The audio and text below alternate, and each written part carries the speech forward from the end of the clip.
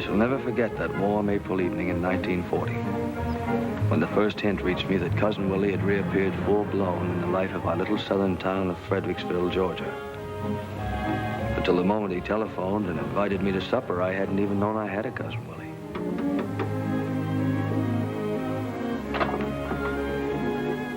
Is this Albert Marbury?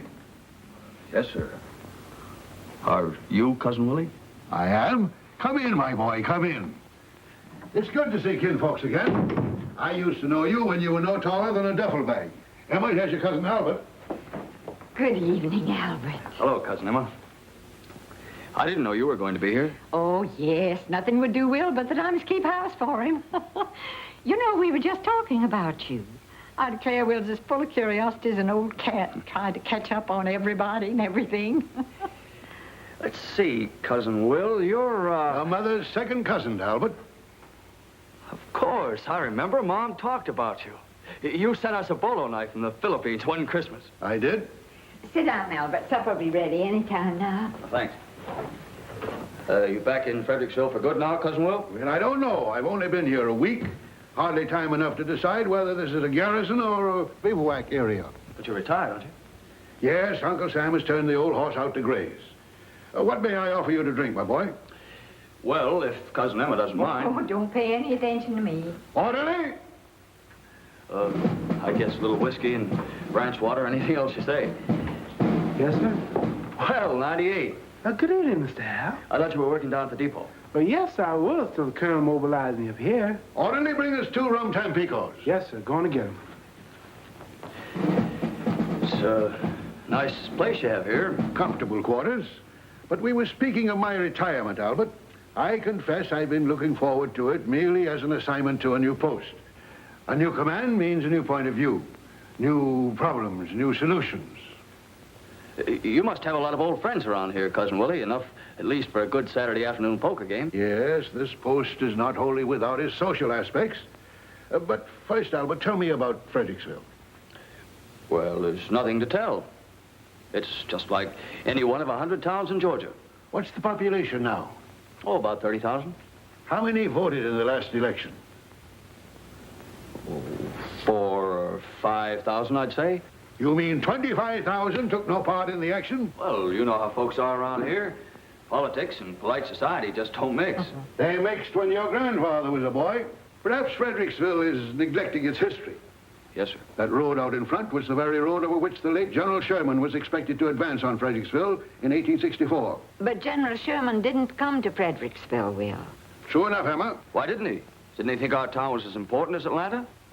Lots of folks around here have never felt the same about Atlanta since he passed us by, had they, Cousin Emma? You aren't still expecting General Sherman, are you, Cousin Willie? Every populated center is always in danger, Albert. Call in your sentries and the enemy appears. A community's history is its family tree. Swell drink, Cousin Willie. Mess is ready, Miss Emma. All right. Just bring your drink along with you to the table, Albert. No use letting supper get cold just because Will's wound up like this. No, my boy, Fredericksville didn't spring up like a mushroom overnight out of the molded earth. It was wrested by steady hand and steady eye from the reluctant wilderness, wrested from a British king's tyranny, wrested from Sherman, wrested from the noxious mire of defeat and reparations. It is for us, the living, my boy, for you and me and every decent citizen in the community to see to it that Fredericksville does not forget that. Yes, sir. I'll try to keep it in mind.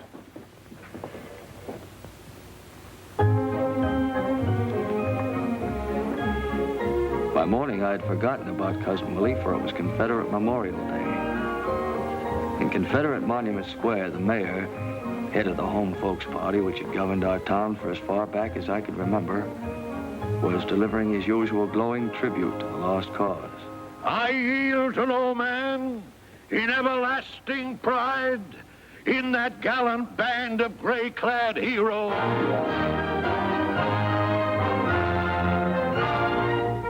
With the mayor's salubrious phrases still ringing in my ears, I returned to my job under the leader. Say, how about handing this to Dewey? Sure. Thanks.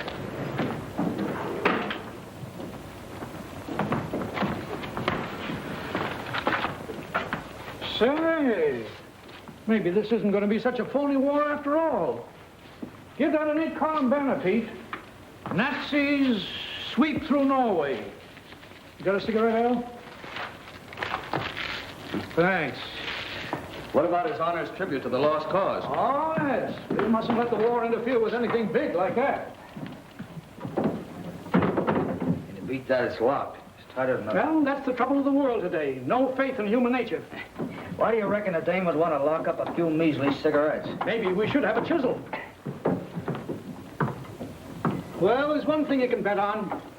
Miss Carey would never have done such a thing when she was society editor. No, Miss Carey was one swell old girl. Oh, the salt of the earth. But this new dame... Yeah, and all these fancy things here, Venetian blinds and flowers and rugs. Yeah, just like I say, there ought to be a law against women in newspaper. Louise! Yes, sir. Look at this. How come that other paper up the street gets a full-page ad from Cromarty's and we only get 6 inches? Well, I'll tell you how it is, Mr. I Holmes. I know. The news supports the City Hall, and the City Hall tells Cromarty's where to spit. That's about the size of it. Well, it's got to stop, boys. It's costing us money. I want the mayor's speech on page 1, you understand? Yes, sir. What else you got on the stove, Dewey? Well, the British are getting ready to pull out of Norway. No. I mean your locals. Oh, Doc Booten says they're going to change the name of the square. What square? Confederate Monument Square. Change it to what? Tulin Square, after old Pud Tulin. So they're going to name the square after that old crook. Hold up your story on that. Right, eavesdropper. Maybe she doesn't understand that he was the founder of the Home Folks Party.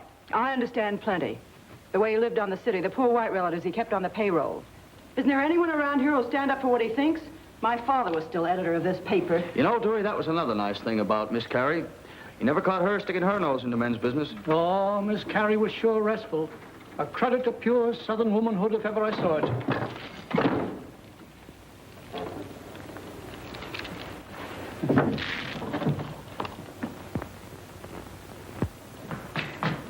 Dewey, I want a Sunday editorial on Pud Tulin. Pud Tulin? He's been dead for 20 years. Well, dig him up. Unless I miss my guess, here's our chance to get in solid with the folks down at City Hall. You know, hit the civic leader angle, talk about what he did for the city. 4 or 2. End it off on the note, the leader takes pride in joining its voice to the clamor for naming Monument Square after its benefactor and so forth. The time has come in the growth of the expansion of our city and so forth, however you feel it. Give it the works. But isn't that dynamite? Listen, I'm from Ohio. Maybe I don't feel the way you Southerners do about these things. I've got to think about the red and black ink on the books. My bosses sitting up in Chicago aren't worrying about what Stonewall Jackson did at Manassas. And let me see it before you set it up. I may want to add something. Be a mighty big surprise to old Pud, I'll bet. Beg pardon? Where will I find the managing editor? Right in there. Thank you.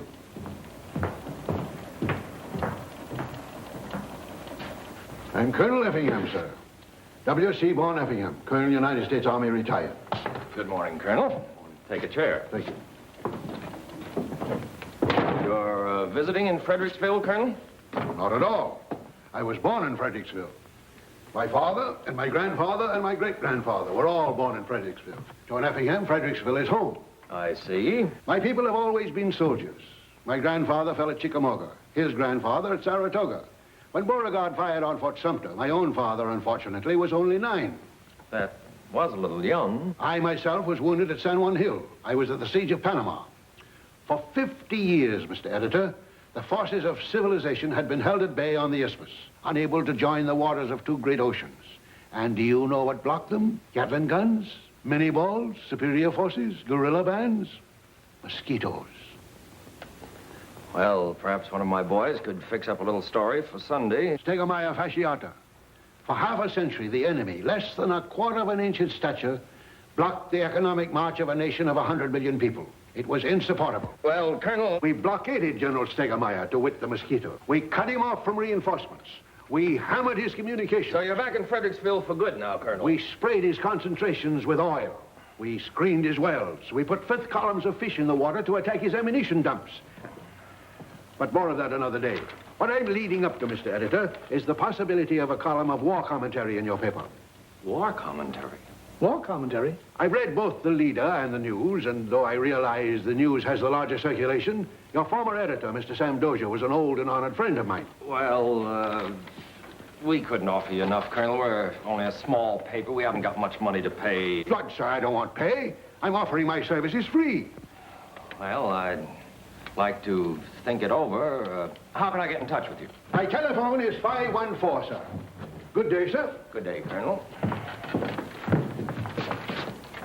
For the love of... Who is that guy? I'm proud to say I never saw him before in my life. Sometimes I wonder what I ever did to deserve things like this. What's the harm in trying it? Are you crazy? Oh, I know it wouldn't be as good as taking on another comic, but you're always looking for something to fill up that page, and he's a local guy. Column 2 or 3 times a week on the editorial page, Mike. But mosquitoes, his grandfather. I know, but this is a funny town, Earl. It's built around grandfathers and mosquitoes. You know, this war in Europe is picking up. Got a lot of people worried. We may be getting into it ourselves. Can't tell. In that case, a lot of the boys will be joining up. And after all, the old boy was a colonel in the United States Army. You don't get to be a colonel in peace times for nothing, you know. It might set well with a lot of folks to think we had a military expert right here in the paper. Yeah, that's... I think you ought to try it, Earl. What have you got to lose? Okay, I'll take a chance. Call it on the firing line. But if you ask me anytime you buy something for nothing, that's just what you get. Did you ever hear of a guy named W. Seaborn Effingham? What's he done? He's going to run a column in our little paper. Column? I didn't know he could write. Anybody can write, Bub. As long as we're going to do it, let's do it right. Build up the old guy 2 or 3 days before you start. Get a few informal shots of the author at work and at play. You better let me handle it. All right, take along to get the pictures. No, I'll do it alone. 2 of us will make him nervous. 2 of us didn't make him nervous this morning. And for my personal information, find out the name of the last lunatic asylum he attended. I can tell him that now. Why, do you know the guy? That's my cousin Willie. Orderly! On the doubles. Orderly, our guest here wants a dog. Is there an animal on the post? There's old Buck, Colonel. Buck, I don't know him, but have him report here at once. Yes, sir. Oh, hello, Miss Emma. Oh, I don't know what Will's thinking about. This is the first time an Effingham has ever done such a thing. What'll people say? It's bad enough getting your name in the paper when you're born, or get married, or die. It's not my idea. He's a man of determination. Mr. Effingham men have always been men of determination. Hey, one. Hey. Attention.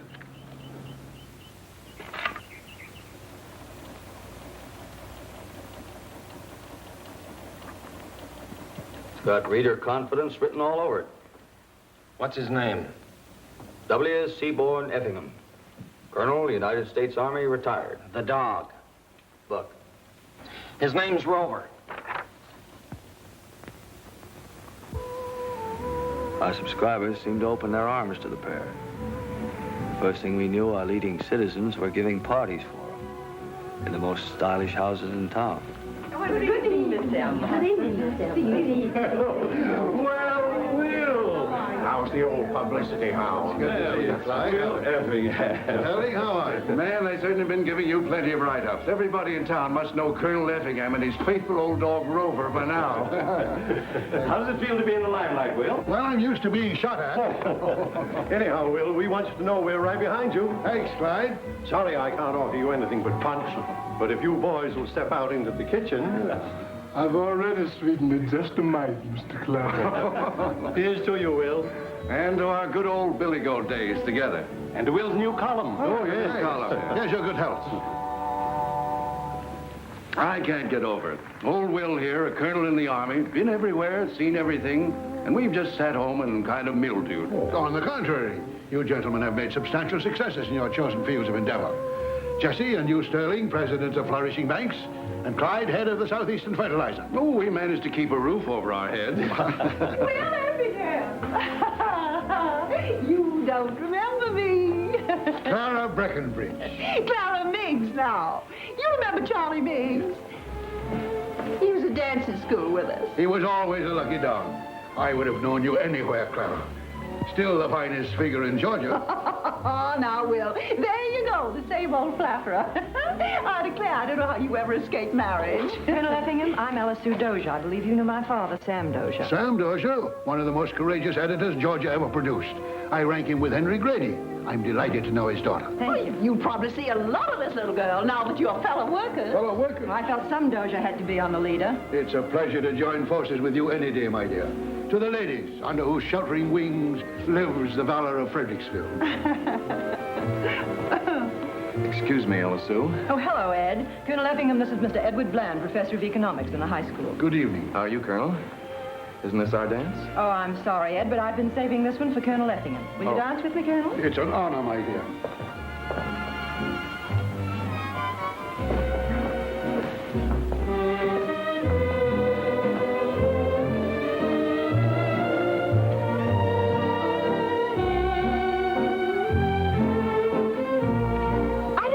Sacrilegious. But you know who Will reminds me of, if he had a beard? General Lee. Yes, I can see the resemblance. But I'm afraid General Lee wouldn't lend his name to a column in the public print.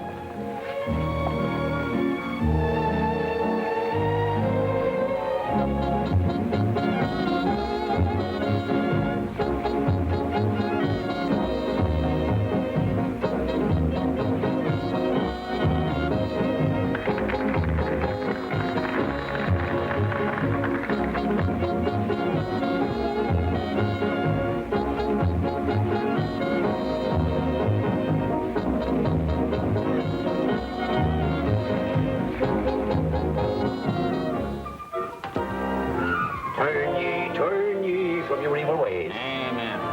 Brother, are you prepared? I am. Hallelujah. Hallelujah. The end of the world cometh, brother. Are you saved? I've been saved, brother. Hallelujah. Sin will ruin you. Hallelujah, don't I know it?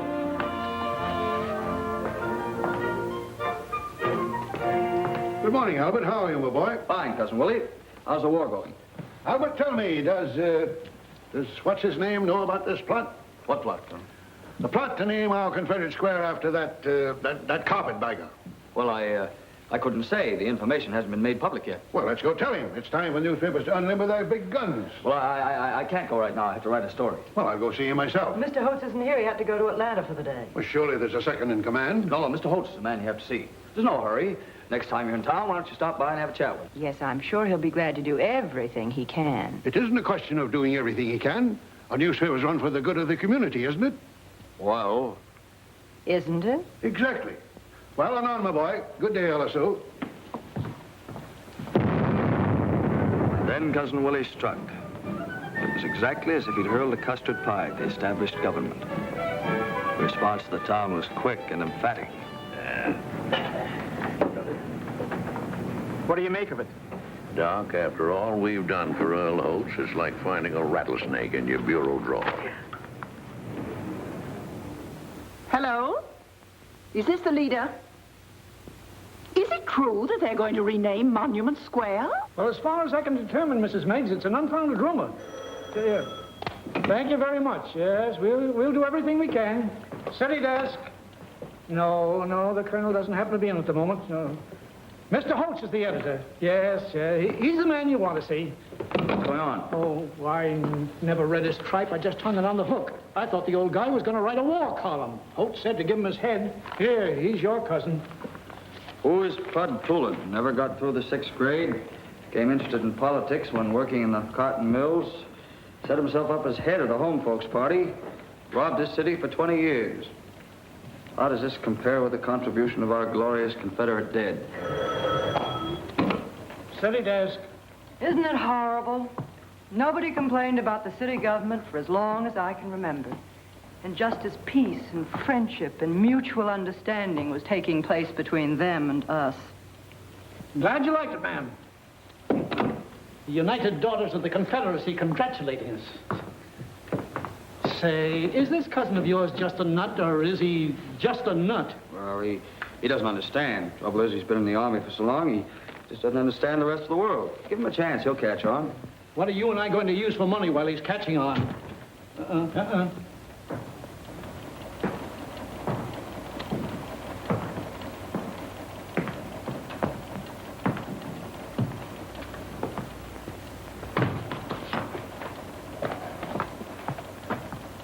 How'd it get by you, Dewey? Where? City desk. It's for you, Mr. Holtz. Hello. Mr. Holtz, this is Mrs. Clyde Manager. I just want to tell you how terribly pleased I am, how terribly pleased all my friends are with the position Colonel Effingham has taken on your paper in regard to the renaming of Confederate Monument Square. Thank you. Goodbye.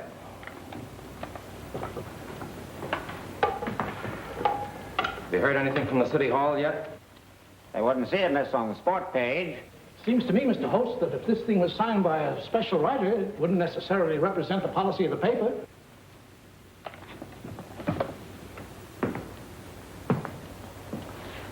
Mrs. Manitou words must have fallen so sweetly on his ear as to undermine his sense of reality.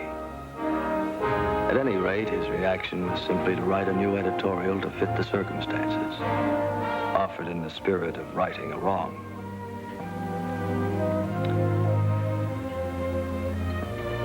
I read it with satisfaction as I ordered my sausage and hominy in the Manhattan Cafe.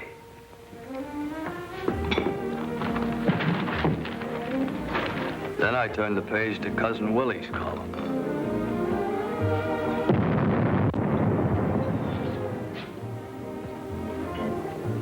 What's the matter? Coffee too hot? Listen, we shall not submit. It is not enough that we stand to the defense and hold the name of the square as it has been for near a generation. Let us improve the square. Oh. Picture, if you will, in a circle about that shaft of Georgia marble, 13 live oak trees. Oh. Get you feeling good, Al? Have you read what he's been up to now? Oh, I think that'll be nice. Nice shade. It's nice to see the leaves blowing in the summertime. Look, every year or two, somebody brings up the question of the trees. Well, where'd we be without trees? You want this place to look like a country town? Well, anyhow, I'm not going to do it. No use bringing the whole thing up again and trying to embarrass everybody. Well, gee, I never heard of a tree embarrassing anybody. What's the matter, Al? Are the bacon burned? No. Did you ever read this little piece called On the Firing Line? Yeah, sure, but we always read it. Sort of a nicer fella, huh? The look of the dog. My wife, she cut it from with a paper. What are you going to do about all those trees? Little something spent for beauty is a goodbye. Before I read what he says, I never know we had such interesting things in this town. You live in a place and you never know what happens way back. It makes you feel like somebody. You know, the old guy got something there.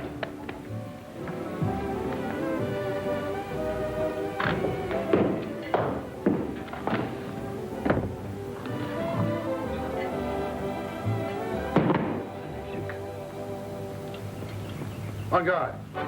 Straighten your body, man. Straighten your body. Bend your knee. Mr. Consul, won't you rather have a rum tampico? Position. 1, 2, thrust. Watch your feet, man. Watch your feet. Oh, Mr. Consul, I'm going to go wash my feet in here, too. Come in, Albert. We're just keeping in shape. Have a seat. Cousin Willie, you know the mayor, don't you? I haven't had the pleasure of meeting his honor.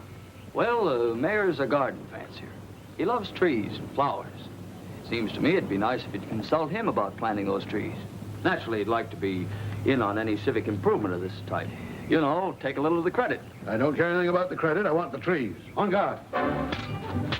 Touche. They might welcome the chance of the trees just to show their hearts in the right place. I don't know, Albert, whether their heart's in the right place or not. Stand up to it, man. Mr. Consul, are you sure you don't want no rum tampico? On guard. They're nice fellas. They're only trying to do what's right. Mustn't forget, Cousin Willie, that they haven't had the advantage of an education and travel and that sort of thing like some of the rest of us have had. You'll be surprised where some of those boys come from. Wouldn't surprise me at all, Albert. But I don't see why our biggest and most important project, the administration of government, should be handed over lock, stock, and barrel to a bunch of incompetents. On guard. But, Cousin Willie, I don't think you're quite giving the boys their due. Due? When we turned on the malarial mosquitoes in the canal zone, do you think the mosquitoes were not getting their due? On guard. Somebody has to run the government. The citizens won't do it. If it weren't for the home folks party, there wouldn't be any government at all. Is it your impression, Albert, that these people are acting as trustees until such time as the citizens come of age and can take over the government themselves?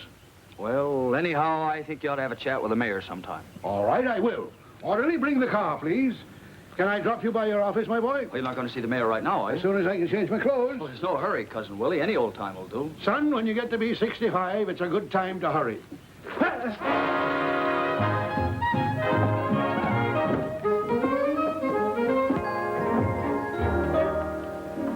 Well, your name is familiar to me, Colonel, but I can't seem to put my finger just where I've run into it before.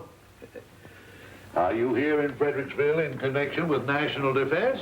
Defense of America is the nearest thing to my heart. What I want to discuss with you, Mr. Mayor, is the desirability of planting 13 trees in a circle about the Confederate monument. You write that column in the leader. I do.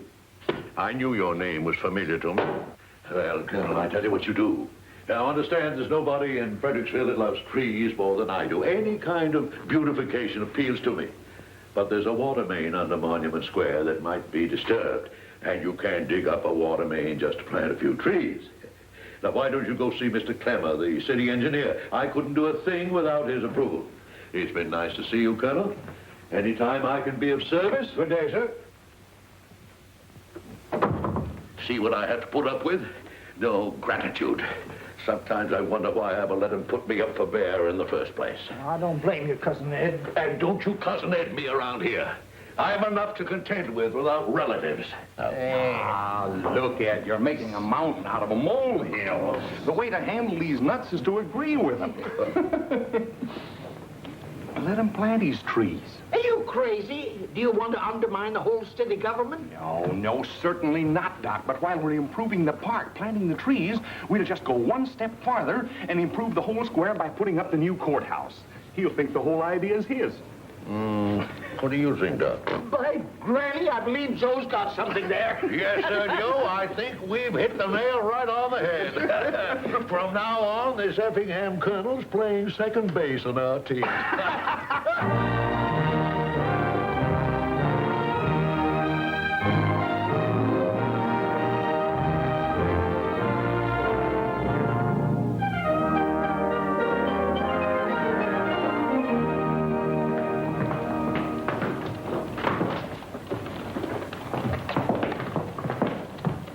So you're going to tear down the courthouse? I have nothing to do with it. You could stop it. How? You could if you wanted to. Look, the old fire trap's about ready to fall apart anyhow. Well, how did it wear out so quickly? It's been worn out for years. I just discovered it. Well, why didn't you keep it repaired? Look, why do you suppose I'd have anything to do with this? I just tell the facts. Oh, you tell some of them. Isn't it a fact that they've already signed a contract with Bill Silk, the mayor's brother-in-law, to build a new one? I don't know anything about that. Well, you ought to know. That's your job, isn't it? Say, what's the matter with you today, anyhow? I've got a slight case of moral indigestion. You don't understand. The old building's just tumbling down. The floor's unsafe, the stone's disintegrated, the roof's no good. Ah, you sound like somebody in Berlin describing democracy. Do you think every building that's 150 years old is tumbling down? Sure, and if it isn't, it ought to be.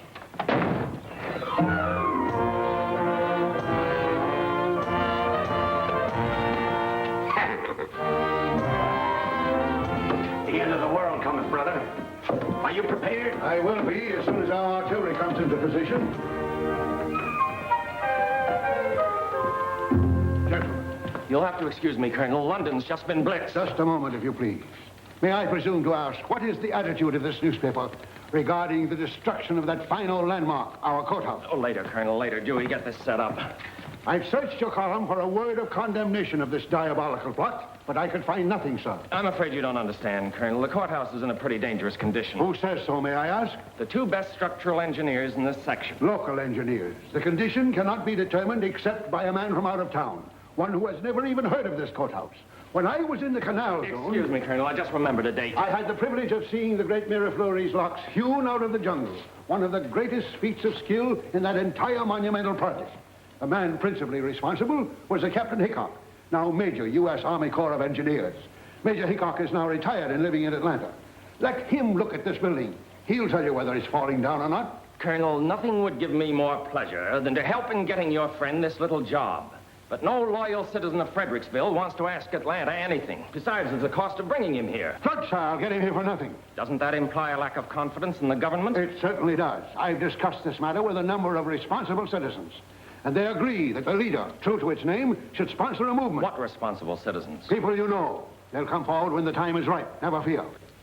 I'm a newspaper man, Colonel, not an evangelist. My function is to inform our readers of what's going on in the world, not to advise them. If a group of citizens want a third engineer to look at this courthouse, bring him in. I'll print the story. That's our position.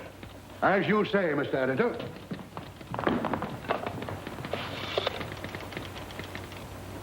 Long distance, please.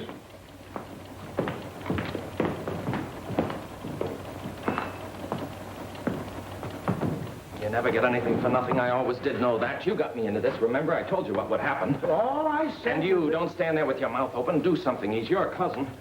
I tell you, no private citizen has the right to go meddling in public affairs that don't concern him. Pulling us into it. Confound it, it's sedition.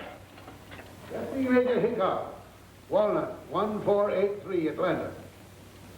Now, I don't want to reverse the charges. Charge it to the leader.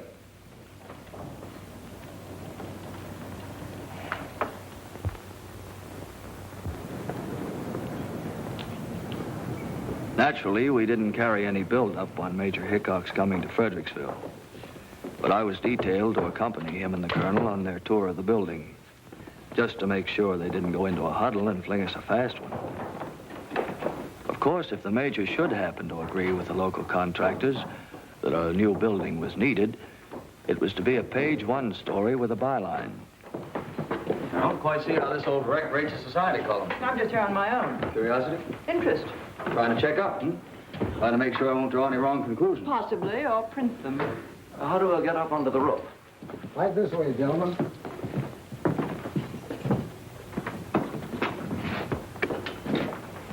But mind yourselves. You can wait over there. Can I? Won't find anyone socially prominent up there. After you, my dear.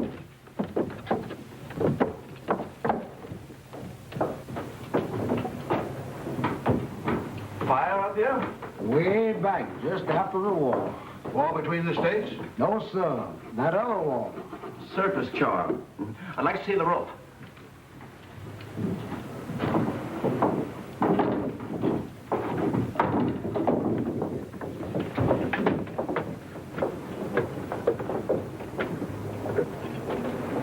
Give me a hand, will you? You don't want to go out there. You'll ruin your clothes. Sorry.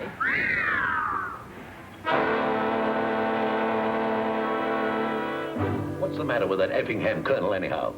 Bringing in that old has-been engineer from Atlanta. Is he a rat or something? Wait, let's get down to grassroots. What does this guy own? 5 acres in the country and a $500 Ford. But what sort of business is he in? Maybe we ought to inspect his plumbing. He's retired. What does he live on, then? Yeah, he gets a pension from the United States government. He's still got a water bill, hasn't he? Reformers are mighty touchy about water bills. Gentlemen, the question before us is the new courthouse. Exactly. And if we don't watch out, he's going to get people to thinking we're trying to railroad this thing through. The people don't care. I don't know, Doc. You can never tell about that. Well, my idea is to get the jump on him. Call a public meeting. Discuss the whole thing right out in the open. Show him we're not trying to hide anything. But, Ed, you're my brother-in-law, and the contract for the courthouse has already been signed. Don't you worry, Bill. You'll build it. We only want to do what's right and proper. Besides, how many people came to the last public meeting? Yeah, must have been 15, counting you and me. It's a good idea, Chief. Let the public get it off his chest. The public hasn't got anything on its chest but a shirt. Right, Doc. Suppose you call Holtz around the leader. Let him have the story. We set the meeting for a week from tonight in the courthouse in the Superior Courtroom. Think that'll be big enough, Your Honor? Well, it's not up to us to get a crowd.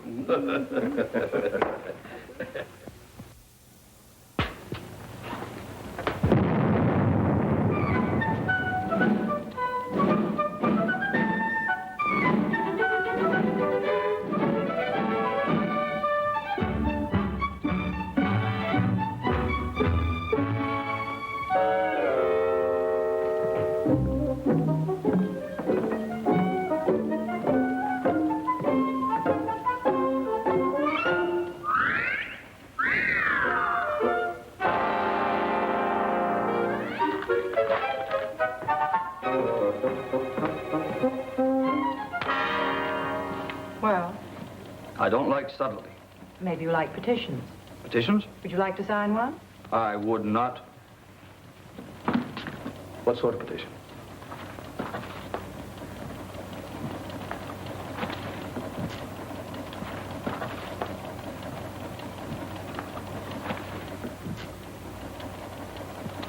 Listen, honey child, you've reached the age of reason.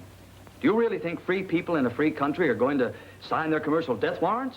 I'm not asking you to sign. I asked you if you want to. I have nothing against the old courthouse. As a matter of fact, I have a personal attachment for it. Just think Cousin Willie's stirring up a lot of unnecessary trouble. He's stirring up a lot of trouble, all right. Sort of feel sorry for the old guy. He's like a rabbit, bouncing out of his nice briar patch and leaping lickety-split across the field under the muzzles of 12-gauge shotguns. More like a rabbit to sit cowering in his nest. Put it on the desk, will you?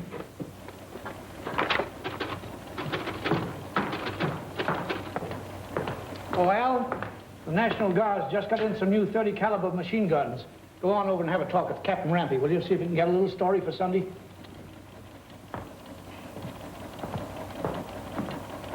Well, it's water cooled.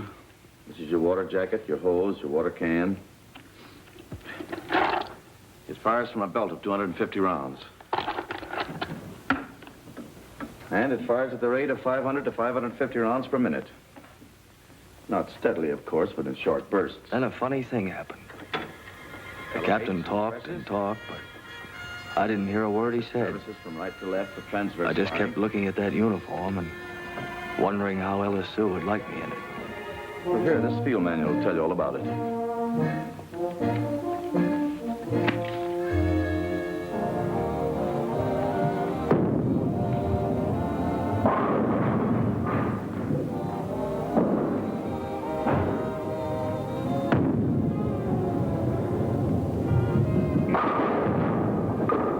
Not bad. Not at all. Well, Professor? How are you, Marbury? By the way, did I tell you... Tell me what? I've offered my services to the government. That's swell, Ed. You what? You are now addressing Private Marbury of the Georgia National Guards.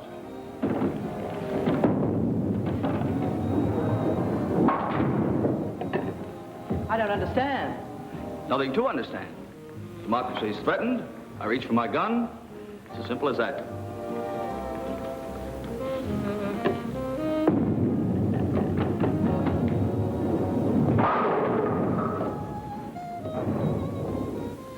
Funny that all of a sudden you should be so much more concerned about democracy in Europe than democracy in Fredericksville. My dear girl, what happens in Europe is directly connected with what happens in Fredericksville. We can't isolate our town and forget all about Europe.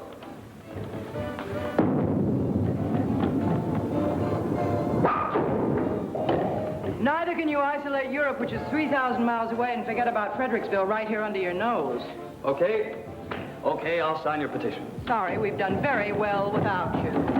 Oh! Hope it isn't your trigger finger.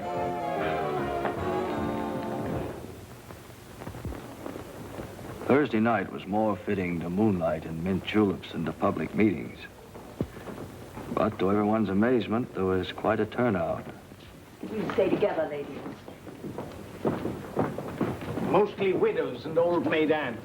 They know as much about running a town as a jackrabbit. Yeah, but they're the talky type.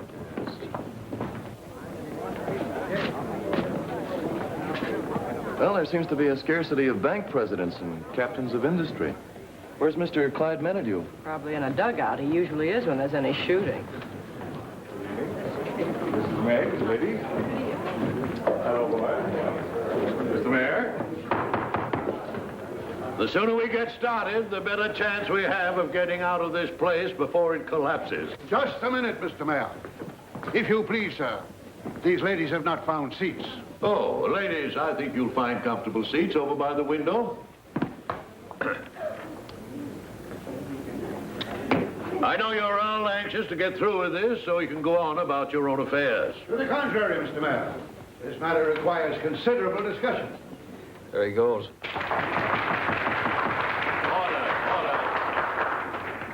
We've invited you here tonight, ladies and gentlemen, to express any opinion you may have as to the disposition of this old building. Now, I'm going to ask the clerk to put into evidence as Exhibit A the reports of 2 independent contractors who have examined the building. All so sweet and legal. Nice-looking couple. Lovely. From that report, ladies and gentlemen, you'll be able to see that it is not a question of what we would like to do with this grand old building. It's a question of what we can do. Mr. Mayor,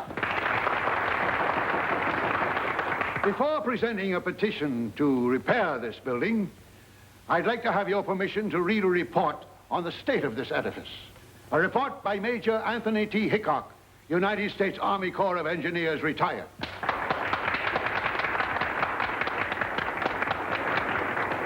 But we don't know anything about this gentleman. You've heard of the Miraflores locks, I presume, sir? Why, no, sir. I don't think I've ever heard of that particular brand. Have you heard of the Panama Canal? Why, yes, I've heard that. Major Hickok was the engineer in charge of that monumental achievement in the Panama Canal. He's examined this building from top to bottom and has filed his report. Has this man a license? Yes, has this man a license? A license? He has a Congressional Medal of Honor. Mr. Mayor, I move that the chair accept the Major's report in evidence. Certainly. I was just about to make the same suggestion. Proceed, sir. That the structure should have been allowed to deteriorate to such an extent as now is a matter of apparent negligence, concerning which it is not my duty to report. But the building is by no means beyond repair. To destroy such a dignified and harmoniously proportioned structure is something which the pride of this community should go to great lengths to prevent. The council will be glad to take this report under its due consideration. Mr. Mayor, I make a motion that the chair call for a rising vote of those in favor of preserving this building. Second of the motion. Just a minute, if you please, Mr. Mayor. Mr. City Attorney. May I inquire if it is in order to call upon this meeting for a vote on a matter which is entirely the responsibility of the duly elected city officials? Does a gathering of citizens require a government license to vote on a public question? Well, I don't deny the right of this or any other anomalous body to express its opinion. But that opinion must not be forced upon the council, which has had the benefit of the advice of competent engineers, known and respected by all of us. This is not a matter in which a pressure group should try to enforce its will. This building doesn't belong to the city council to dispose of as they choose. It belongs to the people of the city of Fredericksville and the county of Fredericks. 500,000 strong. I'm afraid the gentleman's idea of our population is as exaggerated as some of his other ideas. The figure is highly conservative, sir. This courthouse doesn't belong merely to the citizens of today, but of yesterday. On the steps of this building, General George Washington addressed the citizens of Fredericksville. In this very room, the delegates from the young state of Georgia assembled to ratify the federal Constitution. This embodiment of our common memories is a symbol of law and order and of democratic procedure. A symbol of what we fought the revolution for. It represents a heritage of our free government, handed down to us through perilous years. It belongs to every citizen who trod these streets before us. It belongs to every citizen who will tread these streets after you and I are gone, sir. No, the figure is not exaggerated. The only exaggeration is in naming any figure at all. For the owners of this building are as impossible to number as the generations yet unborn.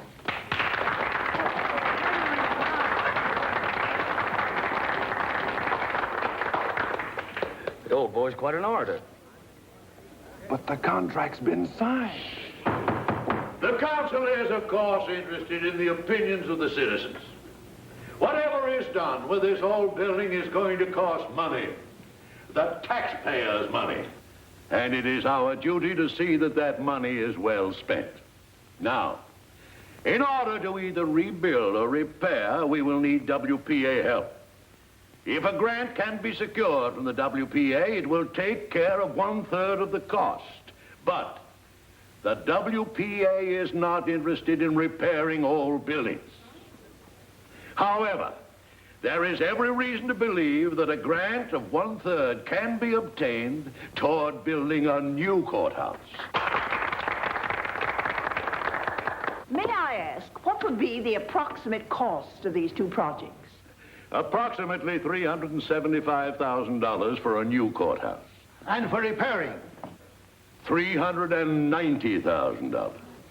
You mean to say it would cost $15,000 less to build a new courthouse than to repair this one? $15,000 on the face of it, ma'am. But when you add to that saving the $120,000 that the WPA will probably grant, you have a total saving to the taxpayers of something like $150,000. Preposterous. What kind of repairs would cost $390,000? It's all contained here, sir, in the report of the architect, which unfortunately is too long to read. This building should be preserved, no matter what the cost.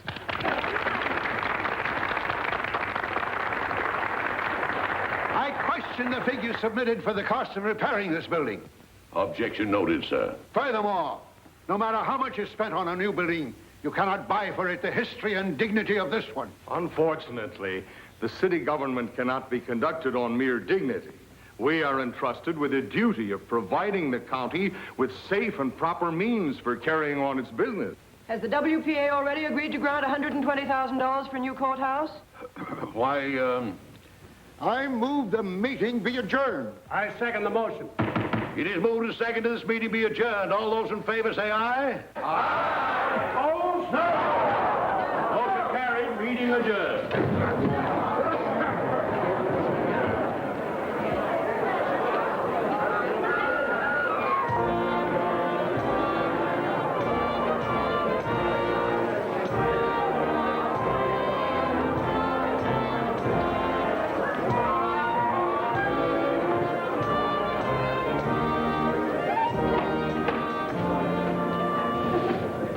Cousin Emma.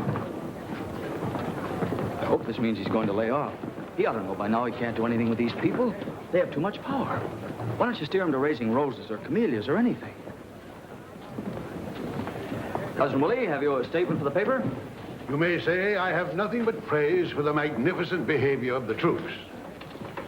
Well, at least I'm glad it's all over. There's been no order to sound retreat, madam. I'm scarcely mobilized.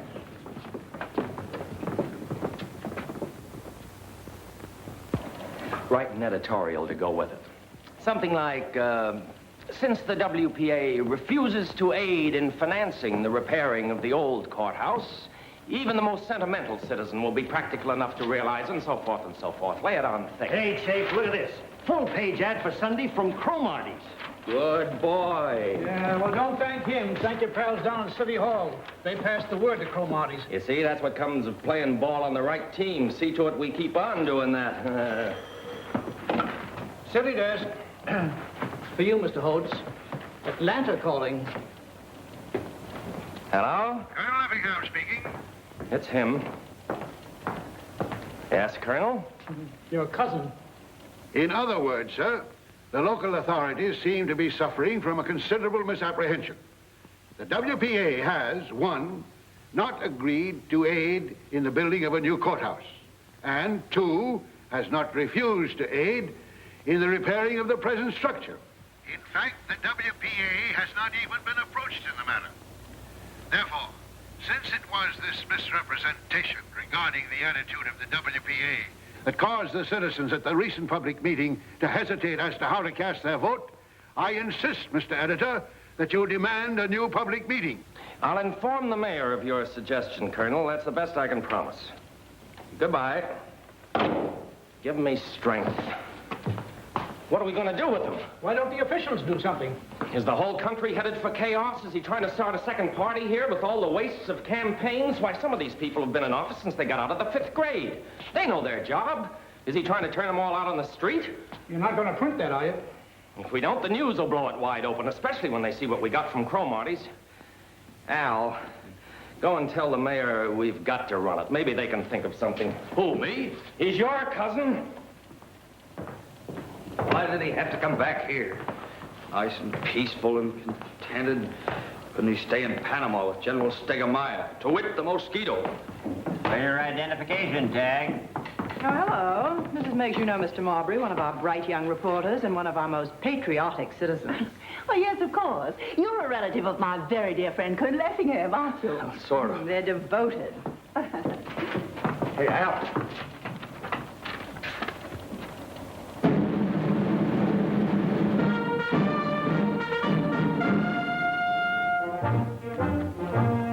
Congratulations. Thanks.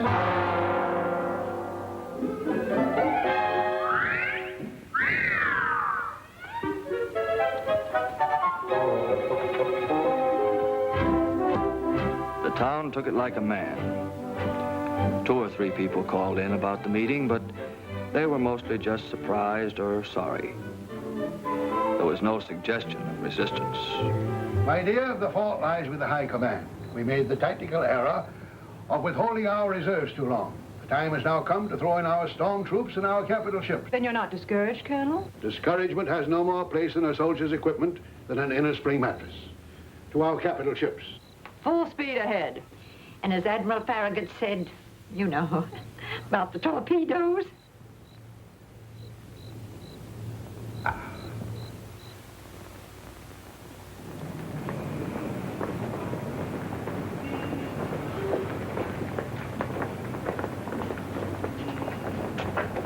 Top on the list of the colonel's reserves was his friend Sterling Tignor. Well, what do you want me to do, Will? I want you to help us save this fine old courthouse. It belongs to the people, and the people want it saved. Will, let me tell you something. I've been watching all this to do about the courthouse. It reminds me of somebody trying to open up a can of sardines with a pocket knife. You're going about this the wrong way. If you want to save that courthouse, you can do it. Are you suggesting bribery? These are practical men you're dealing with. They listen to reason. I'd be willing to make a personal contribution of any reasonable amount myself. What you suggest is unthinkable and indecent. All you need do is write a letter to the paper, as a private citizen, calling for another public meeting in the light of this new information from the WPA. Write a letter to the paper? Why, don't you know if I did that tomorrow morning, the whole municipal checking account would be closed out? Nonsense. It's you fellas who are impractical. What can they do with it? They can't walk around town with the money in their pockets. They'd take it right up the street to Jesse Bibb's bank. No, you reformers don't have a sense of reality, Will. You don't seem to grasp the hard-headed facts. The hard-headed facts are, if you don't repair something that needs repairing, pretty soon you won't have it to repair. I'm sorry, but there's no use arguing about it. Good day.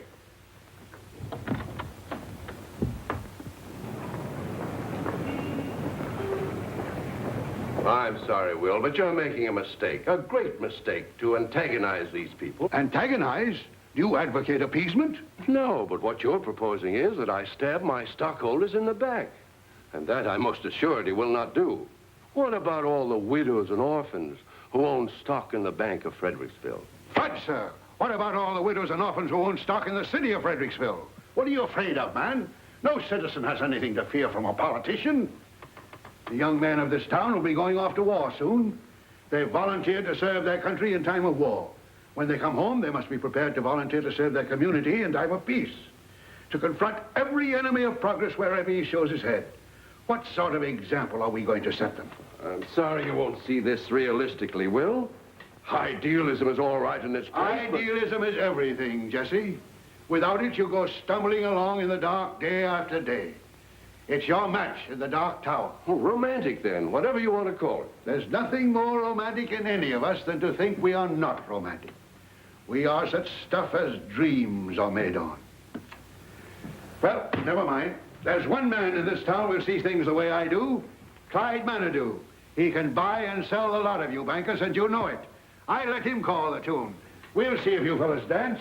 Yes, sir, I should have consulted Clyde Manitou in the first place. He'll put a stop to this invasion.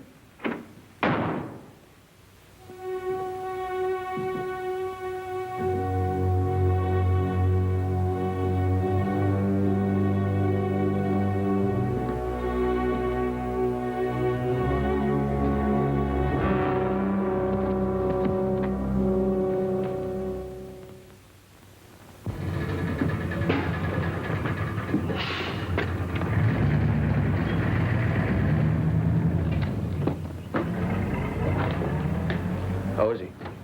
Mighty poorly, Mr. Al. Where's Miss Emma? She's inside. Oh, Albert, thank goodness you've come. Maybe you can do something with him. Any change, Cousin Emma? No, he just sits there staring out the window. Ever since his best friend, that Clyde Manadue, turned him down, the whole fight seems to have gone out of him. He just can't understand it. Clyde Manadue, of all people. Been able to make him take his medicine? Yes, that's what worries me. He takes it without hardly any fussing at all. And you know how cranky he used to be about medicine. It's not like Will to give in so easy. Could I see him? Yes, go right on up. Maybe you can do something with him. Oh, stop playing that thing about he can't hear himself think around here. I ain't playing none, Miss Emma. I ain't touched her since the Colonel... Well, then play it. Stop acting like there was a funeral in the house.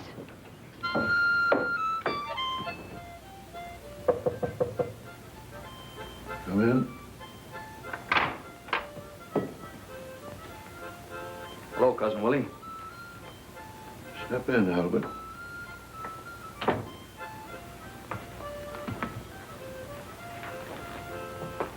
I just thought I'd stop by for a minute before we leave. Leave? Yes, sir. Company's pulling out at 9:30. Forgive me, my boy. I'd clean forgotten it. I'll be there. Oh, no, Cousin Willie, you mustn't do that. You better stay here and take care of yourself. Albert, I made the unpardonable error of overestimating the quality of my reserves. Oh, you mean Manadue in that crowd? Well, that's not as bad as it looks, Cousin Willie. No, Albert. There's only one phase of this whole campaign I can look back on with satisfaction. When I first saw you again, I must say you seemed as indifferent to the fate of Fredericksville as all the rest. But after you began to consider the life story of Fredericksville and realized the toil and blood and sorrow that Fredericksville had grown from, your indifference began to leave you.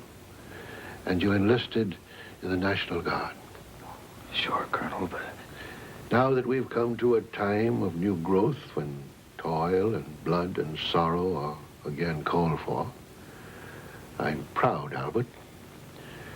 Proud that you stepped forward among the first.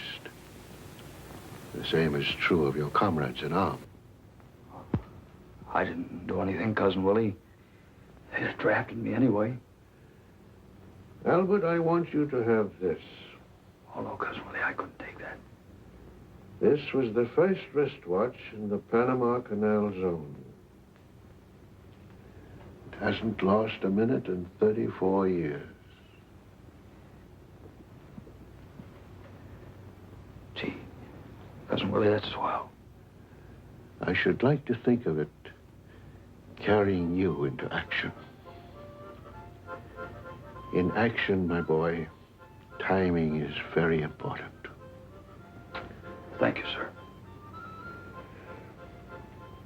Well, I guess I'd better be shoving off. Goodbye, sir. Goodbye, my boy. God bless you.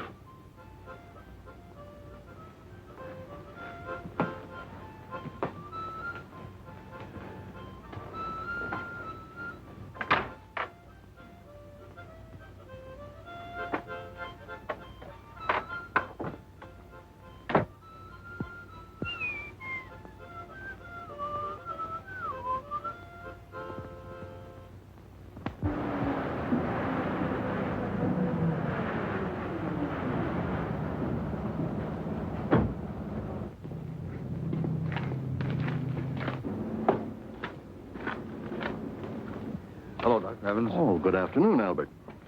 Say, Doc, what's the real lowdown on the Colonel? Well, I'll tell you, Albert. He ought to be in a hospital, but I can't do a thing with him. He refused to budge from the house. Is he gonna get well?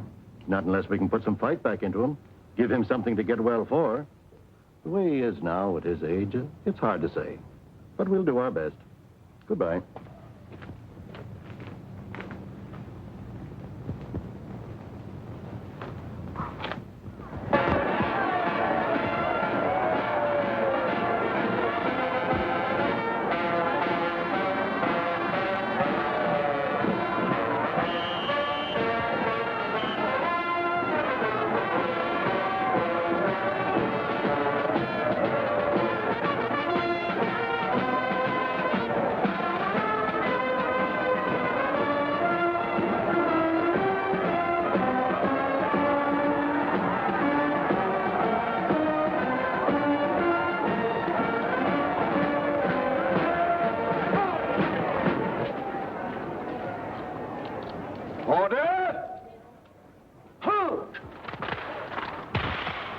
Right! Please! First Sergeant.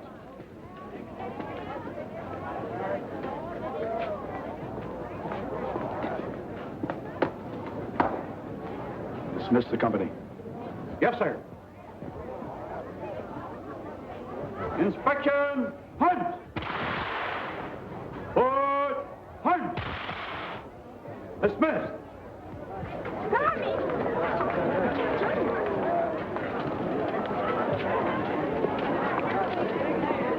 Hello? So you've come to cover the story, have you? Well, you don't think I came to see you, do you? Ella Sue. You want something to eat, soldier?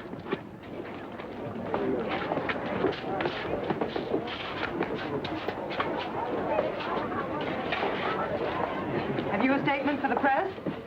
Only that I wish to convey to our esteemed city leaders my heartfelt appreciation for this delicious barbecued pig, without which democracy as we have known it in Georgia.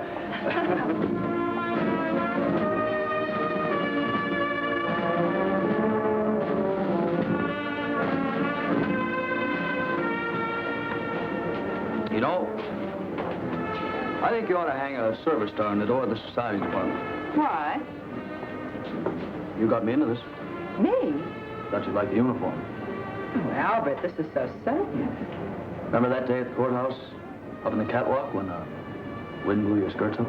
Now, Albert, how sweet of you to notice. I guess that was a turning point in my life. Oh, I'd seen your legs before, but they never impressed me as being anything unusual. Just run of the mill. Suddenly, I realized there was something about them that didn't seem to fit in with that fresh little dame in the office who hid her cigarettes. I mean, there was something sort of special and personal. I didn't even suspect you knew I had legs. Just began to bother me, that's all. You mean there's something profane in your feelings towards me? Definitely. Oh, Albert, you are nice.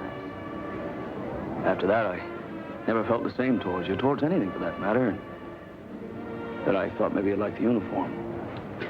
Why didn't you tell me? I reckon I couldn't figure out how to say it without getting serious. Seriousness won't hurt you.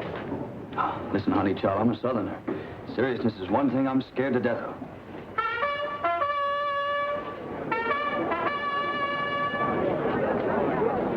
Ladies and gentlemen, it is my privilege and distinguished pleasure to present His Honor, the Mayor.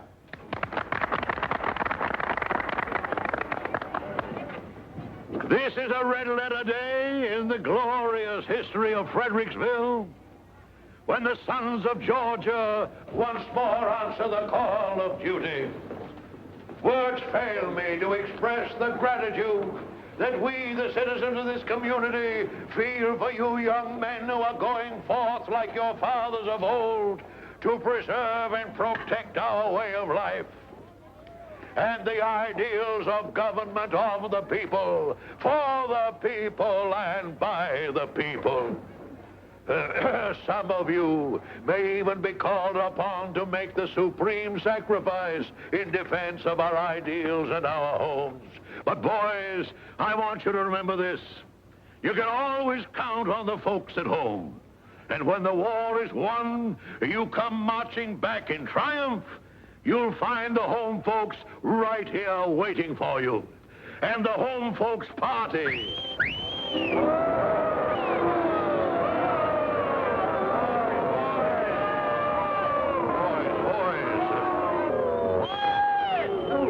Quiet! I want to make a speech. I've listened to all the bunk I want to. We guys are going out to do a job that's got to be done. Maybe we won't get back in time for the next election. But when we do get back, we want to make sure that we're going to have something to say about what's going on around here. Too many of us have sat back like scared rabbits. We're scared to talk, scared to vote, scared to even look at things the way they are. But maybe by the time we get this job done, we won't scare so easy. Maybe more people heard Colonel Effingham than you thought. When an honest man speaks out, you'd be surprised how many people hear him. Maybe they're tired of political tricks and grabs and runarounds and shenanigans. Maybe they want that town run and not run down. And about this courthouse, leave it right where it is. See to it that it's fixed up by the time we get back. If it's not fixed up, we're gonna want to know why.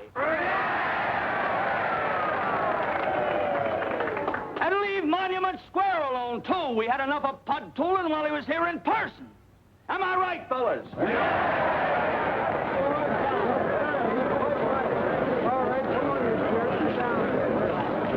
right, what's your answer, Mr. Mayor? We want it straight. Boys. And we want it right here in front of the whole town, so there'll be no stalling. Well, Come on!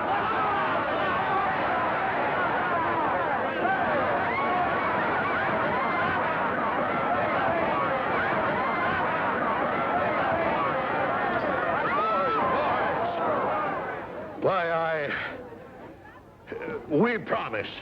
You know we wouldn't do anything to harm that grand old building. That's all we wanted to know. So long, everybody. Forward. Goodbye, Elsie. Darling.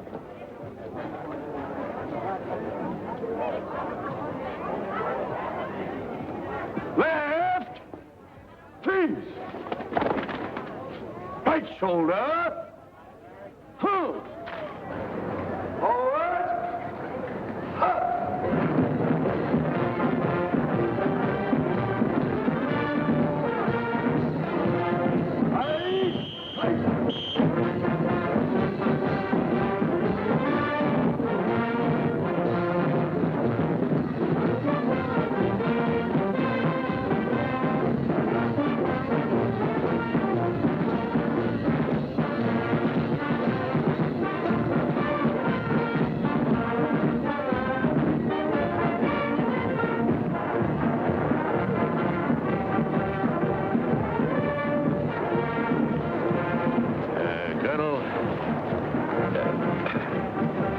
I'm sorry, Will.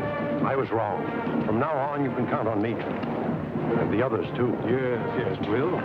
Good luck, Will. Colonel, if you want to hurry and get back on the job, we need you. Colonel? Great column, Dewey. I always said so. Oh, that's right, Earl. You did. Always.